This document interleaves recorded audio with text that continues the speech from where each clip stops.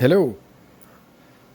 So today we're going to work on a TaoTao, or however you choose to say that, TaoTao or TaoTao GK110. You've seen this in some of my other videos. It looks like the color's changed considerably as it's been sitting outside when they're using it, and the color's kind of faded. Anyway, so today we're going to work on the carburetor because it developed a condition whereby when it's supposed to idle, it's stalling out. And also when you're driving it, when you let it come down to idle, it's stalling out. So I went to take the carburetor off to clean it, and I'll probably show you when I get the carburetor off. I'm going to show you an up close video of it. But this carburetor, you cannot remove the carburetor bowl. It's got some kind of a fastener, like a machined, I don't know if they screwed them in and then they machined them off, but there's no way to get the bowl off. And so the carburetor needs cleaning. There's no way for me to remove the bowl. I'll show you later on as I get this taken off. I'll show you that it is impossible to remove the bowl from this carburetor. Even though I think it says on there that it's from Japan. It's hard to believe. So what we're going to do instead, now that it won't let us clean it, we're going to put on a different carburetor. One that we can take the bowl off and clean it in the future. So this is here for service on various aspects. Not only for the not idling, but the chain came off again. But you know what the good part is?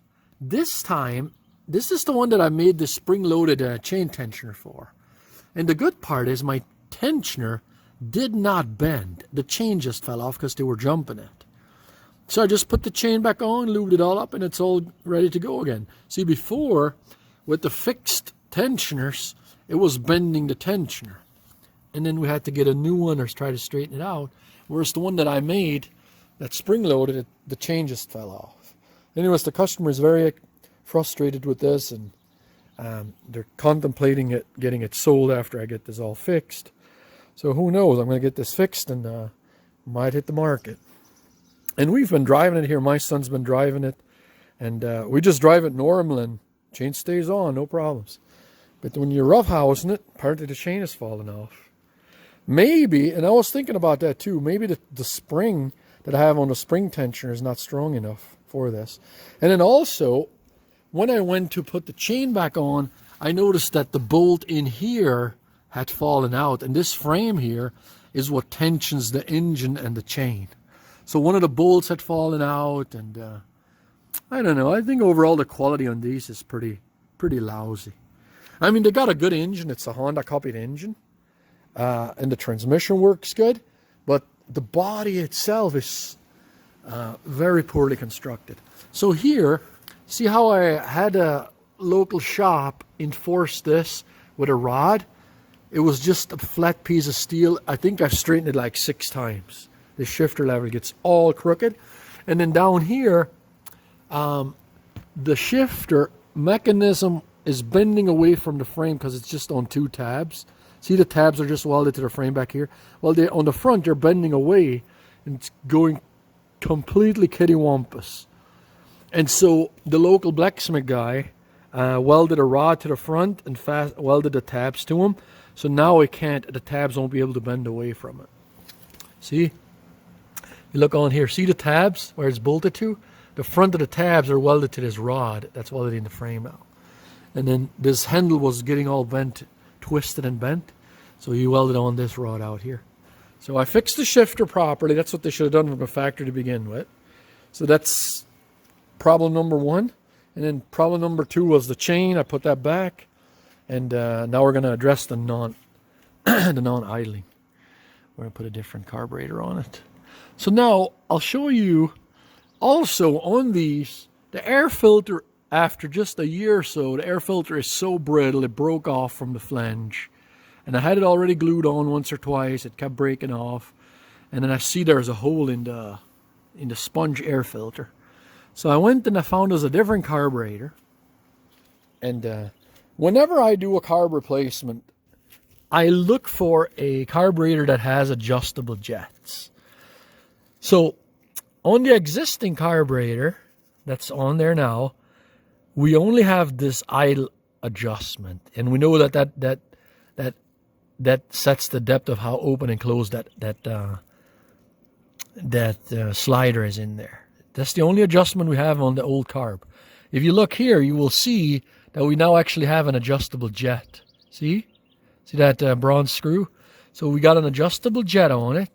And look here, we got good old Phillips head screws on the float bowl, and I already had it open to check. I never installed a new carb without checking the float level. I just did that on the workbench. And other than that, it looks like a good copy. They got a new O-ring here. So I'm going to go ahead and install it, and then I'll check back in with you guys. We're also going to change the fuel filter because the other one is the original factory. And now instead of that air filter that keeps breaking off, that's got all brittle, its flange, its mounting flange is super brittle. We're going to get this, we're going to install this instead. So we're going to get a new air filter. I'll take this coating off. This is nice and soft. We're going to put this on. It has more like a freer breathing one. I don't know if you could get freer breathing than the other one was, because it was just a thin see-through sponge. I don't know. They don't do a real good job on this kind of stuff with the air filters and stuff. So I like this air filter. It's going to have a way better filter than it has. We're putting a new fuel filter. We got an adjustable carb.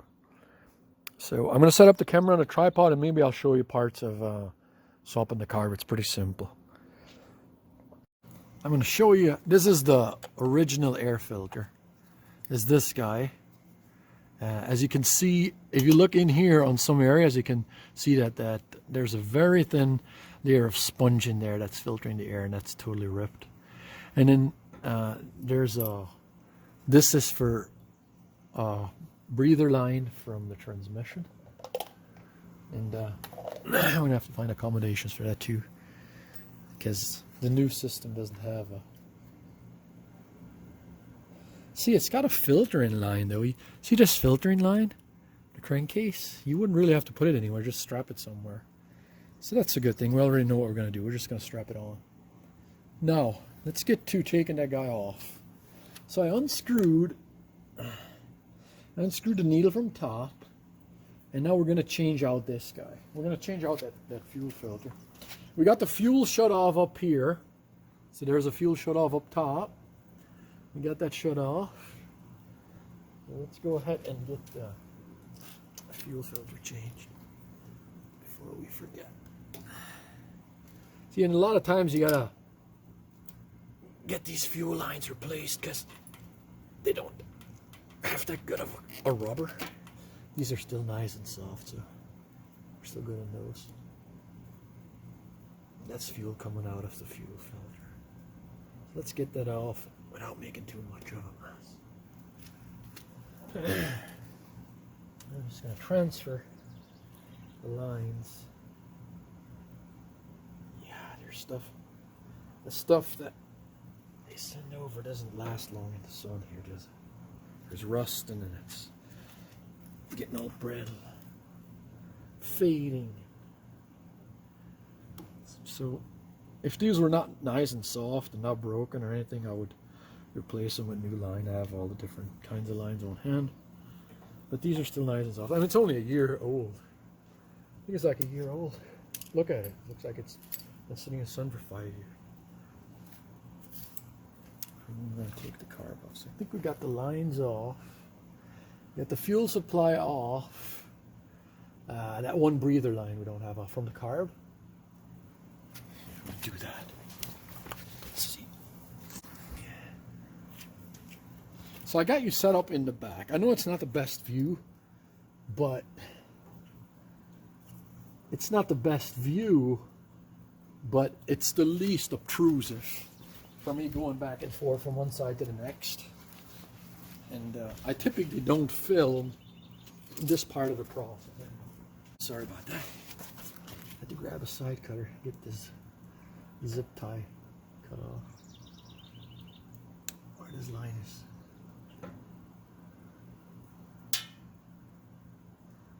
Where does Linus? I remember zipping that over last time, because last time we melted this vent line. It was slapping against the hot engine and melting. So I stripped it out of the way after I replaced the line. So we'll do that again on the new one.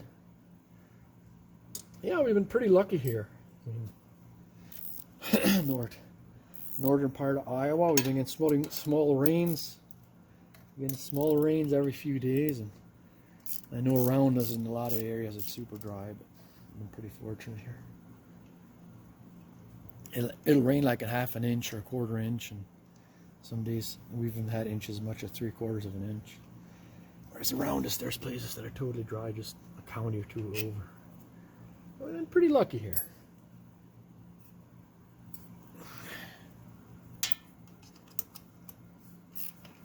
Yep, whenever you do one of these, and if you have to replace them, always go for, see if you can find a carb with adjustable jets. You're always better off. The non-adjustable stuff, for whatever reason, sometimes even if you clean it properly, you'll have difficult times getting it. The conditions change. Now, we got all new gaskets, so we're not going to reuse any of their gaskets here. So I see that on their, I'll see on their plastic insulator, they're using O-rings, which is a good thing. We're going to go see if the insulator that came with the new one is not like this. I think we're just going to reuse this because I like this. I like this better than a gasket. So we're just going to take a rag, make sure it's nice and clean, and then we're going to reuse it. Because I'll take an O-ring seal like that over a gasket any day. Pretty cool. Okay, so let's take some citrus degreaser on a rag, make sure there's no dust and junk. That's nice and clean. I'm going to clean that insulator, because right now, the way it's looking, I doubt that their insulator on the new one has O-rings on either side. I know the carburetor does. We'll see. So I like this. This is good. We're not going to mess around with the new insulator if it does not have an O-ring seal. Okay, so I'm going to show you on this carb. This is the original carb, and I believe it said here on here that it was made in Japan. I think I saw that. As you can see, this is a fixed jet. You see on that new one, this is adjustable. The carb that we are putting on, this is adjustable. This is fixed. There's nothing to adjust here. I don't like that. I like that the new one that we're putting on is adjustable. This is your idle speed adjustment. This is in here. This is controlling how far that slider goes up and down. So letting how close it's letting that slider come. That's adjusting the idle speed. And if you look on the bottom of this, can you see here? There is no way you can unscrew that fuel bowl. What a disgrace. That's nuts. Why would they do something like that? It's almost like they put screws in and then machined them off so that you can't take it off. But that's nuts. So we're not going to reuse him. See, this is the new insulator. And they're giving us a gasket, and on one side there's a gasket. There's an O-ring from the carburetor that seals against. So we're not going to use theirs. We're going to use the one that was on there. Now, I'm curious if we need to change the slider. We'll see. We'll see when we get to it. We'll see when we get to it.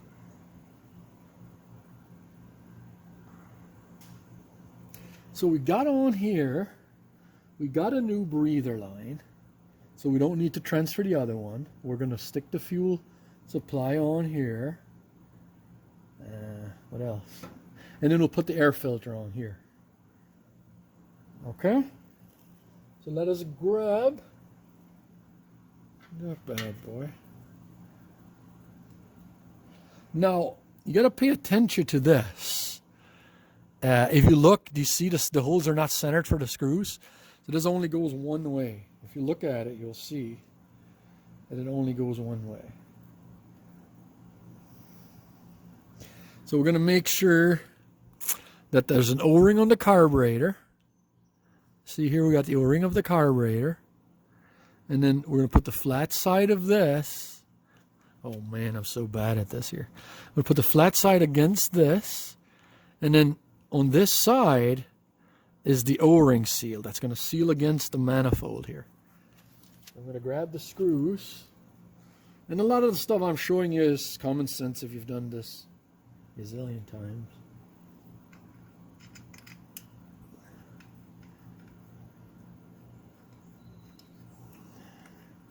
And a lot of times it's in your adjustments too, when it comes to adjusting the carb.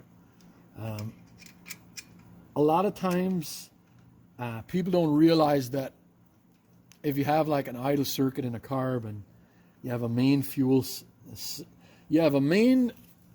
fuel jet and a main fuel circuit, you also have an idle circuit. Well, it's easy to not realize that the idle circuit is what supplies the fuel for the engine at idle speed, but also at high throttle speed. The idle circuit never stops working. So don't over tighten these guys. Just be smart. Just common sense smart. Just common sense tight. And so that's common sense tight. And now we're going to try. So over here is our idle adjustment. Our idle adjustment screw is here, right? So when we go to put this guy, the slider in, that typically, I think that goes like that, yeah. Hang on a second. It goes in one of those notches. It goes in one of those notches.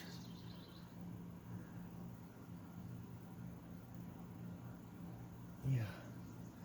So the idle screw will go in the notch. Yeah.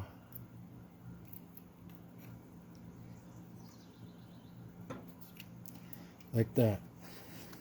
And then in here, make sure that the gasket, make sure that you got the gasket in place and that you don't smush it down and wreck it.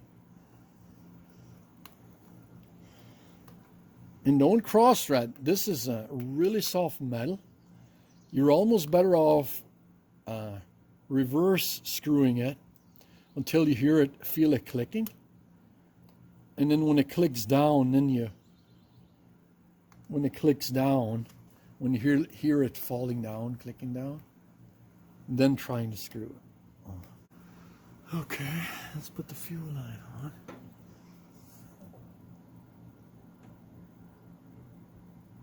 There's our fuel supply. I'll make sure that those clamps go down. I noticed on the fuel vent one, I had to put it down. They didn't even stick it on properly from the factory. You got to pay attention to the line. Okay, so now we got a new fuel filter. Now that when we open this, I'm going to get us a zip tie for that fuel vent, like this. Strip it over here like we had it previously. Very important. You don't want it hitting the fins of the engine and melting like it did originally. I remember here when one of the first times we worked on it, it was smoldering plastic. Here's the line just flopping around.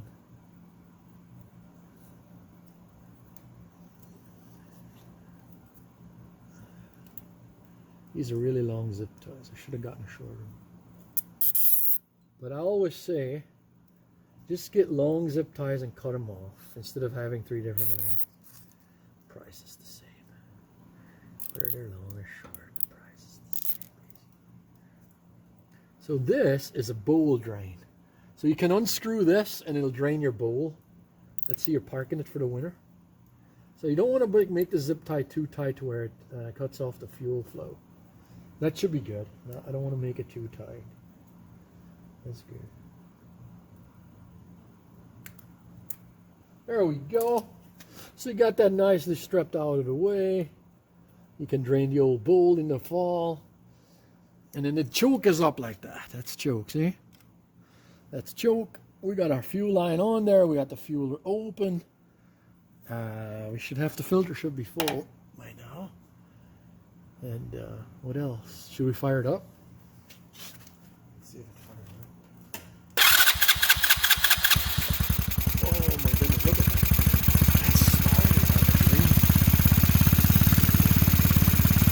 It started like a top. Look at it. It's idling too quick, man. It's idling too fast.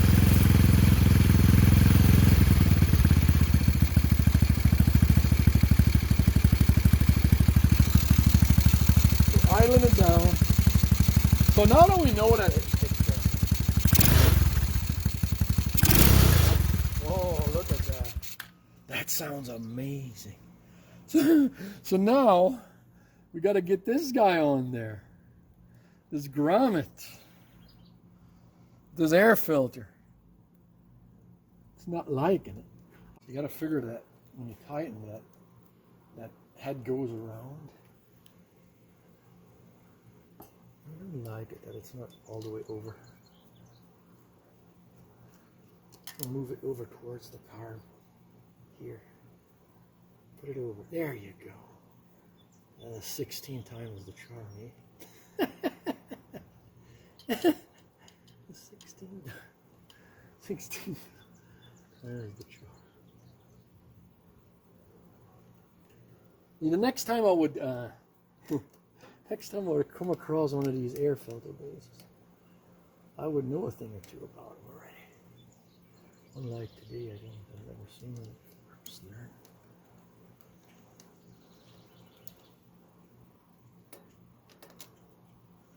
Okay, so that's nice and tight. I don't think it's going anywhere. I'm gonna give it one more touch with 2 fingers. There we go. Nice and tight. The grommet is in place. That's a way better filter than what was on there originally. Way better. Way better air filter than what was on there from the factory. So we got our line tucked out of the way up front. I'm just going to show you around here a bit. So we got the bowl drain line out of the front, strapped up here. We got the air filter base on. That's a nice filter base. And we got the top part screwed in. We're going to fire it up again and see what happens. And put my tools out of the way here. Put you over here. Let's see what happens. See if we need to do any further adjustments. So I'm going to fire it up. Make sure that the idle is adjusted properly. Oh yeah, I like this. This is a good one. Well, it's time to take it for a test ride. Oh, I like it. Oh, I know what we forgot. We have one piece left to do. I'm going to do it now so that we don't forget. I'll show you. Give me a second. We need a strap and a side cutter. Remember that one vent line? The one vent line from the transmission that was attached to the original air filter had a vent line from the transmission. See this guy? See this guy? That's the vent line from the transmission. It's got an inline check valve here. See? So this air filter does not have a this does not have a place for us to mount this. So all we're going to do is we're just going to strap it up here.